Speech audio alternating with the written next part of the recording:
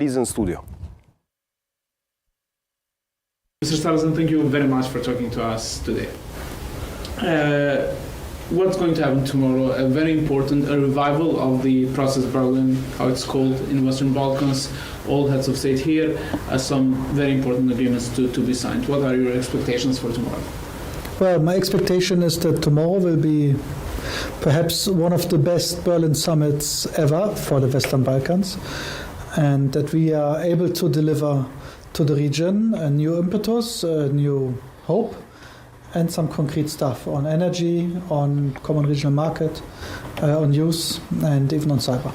So, the news most welcome, at least in Kosovo, was the movement with ITs especially between Kosovo and Bosnia and Herzegovina, which were the last ones to have visas amongst each other. That's a very welcoming step, right? Yes. And why is it so important? Is it important for Germany, for EU to see all these 6 Western Balkan countries agreeing to free movement? Well, we are at the state of art where I think the message that the 6 are able to agree on something and are able to sign is already a message by itself.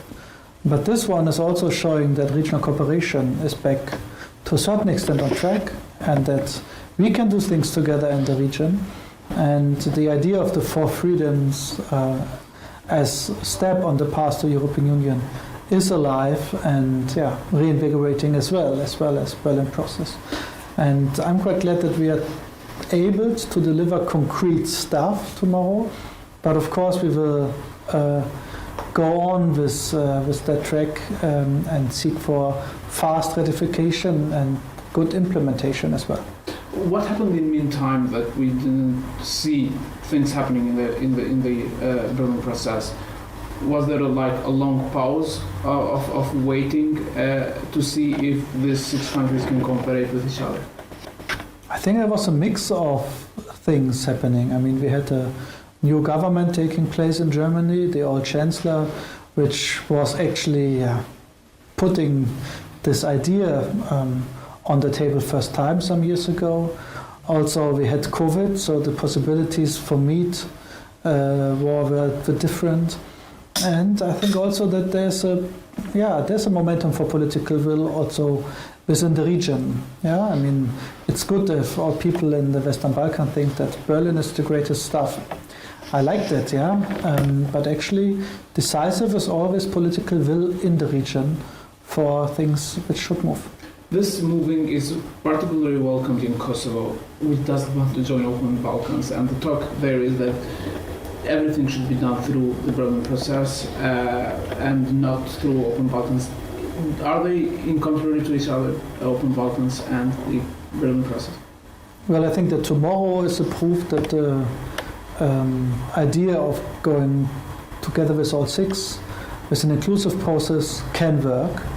But also tomorrow is making it quite, I think, convincing to not talk bad about each other, but trying to deliver everybody in front of his or her own doorstep.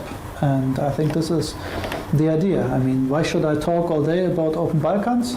Perhaps because I don't have own deliverables to do. So I think the real position of quality is if you are dealing with your own stuff. And on the other hand, I think that with common regional market back on track, it's also clear that it's okay if there are individual states or groups who want to do more, as long as it's in line with this basic principles of inclusivity and of being aligned with the European path and the European acquis. So it's kind of, perhaps we have been a little bit stuck and spent some time in talking about each other and talking about concepts. I think it's much better to talk about content.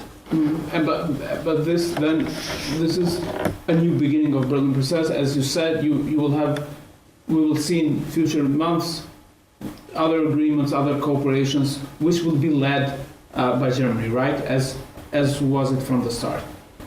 Well, this time we are the host, so we had also the responsibility to organize everything. Step 1 is we want to get this signed tomorrow, and I'm really hopeful, but You never know. There's a famous German saying about horses which are having some diseases in front of the pharmacy even so. Let's first see that. And then, of course, it's about getting the things which have been signed into practice use. And that the people can benefit from them concretely on the ground, and that they see that, hey, okay, it's going forward. But I have to also say that I felt a positive atmosphere and a positive momentum, and I had the feeling that all different sides were positive in doing something. And I mean, I would be stupid if I do not try to push this a bit more. And I mean, in the end, it's not decisive who is pushing, who is responsible. It's always only decisive if it works or who is guilty. So if it's not working, who is guilty? So this was really teamwork, I have to say so far. And as I said, without the political will in the region, especially in Kosovo and in Serbia, we would not be there tomorrow. Who else will join Chancellor Scholz, a part of the success of Western Balkans country? President Macron will be here, right? Others? Well, actually, I don't have the current list, so please cut this out. It's a good question. I was thinking myself, like, who's finally agreed? I just don't have the info in my back mind. But this is we're talking now, especially when it comes to Kosovo and Serbia, about a cooperation between Germany and France, trying to find an agreement between Kosovo and Serbia. Is that going to be a topic tomorrow? As far as I know, it's not part of the Berlin process. And I cannot confirm any other things. Like, from my knowledge, I don't know. But it will somehow be brought up in the meetings between Chancellor Scholz and, let's say, Prime Minister Kurz. I mean, you have to ask this to Chancellor Scholz or to Prime Minister Kurz if they want to talk about it. But for many weeks now, we've been talking about the French-German proposal. Yes, I know. Sarrazin. And you're the German part of the proposal. So what do the Kosovo and Serbia people have to know about this proposal? Well, I mean, there's a huge debate about this in Kosovo, and there's also a debate in Serbia about that. I wouldn't say that I'm the German part of the so-called Franco-German proposal. Everybody is forgetting that 3 guys were going down there to talk about this, and do never forget about European Union's role and Miro Lajčák, who I think is also having quite a grip on this process. Usually in the region, you love to have something with Berlin or Paris, but then the European institutions are sometimes forgotten, but from time to time they're more important or more decisive than the region recognizes. I think that, I know it's difficult if, there's some proposals and some called leaks and a lot of debate what might be on the paper, and then, politicians are not concrete on. I think it's not sensible to have a public debate now about, like, what might be the right or the wrong text, and if this is right or this is wrong. I think that this initiative has shown to be helpful.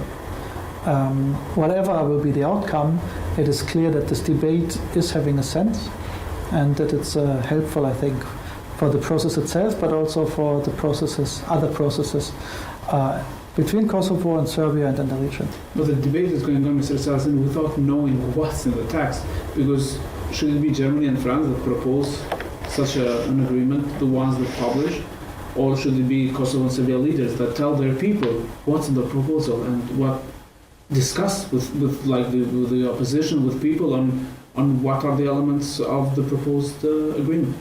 I think that the decisive point is that both sides are getting more clear and concrete what is their strategic aim overall, not only within the dialogue, but with the future of the 2 countries. And sometimes somebody has to make a proposal so that others have to also elaborate on what they share and what perhaps they don't share. And for this, I think it's really, really helpful. Have you got any feedback from other Kosovo or Serbia about your proposal? My proposal? Germany's proposal. Well, Germany's and France's proposal. Well, I wouldn't talk about if I had, right? Why wouldn't you? Because it would be stupid to tell it to you.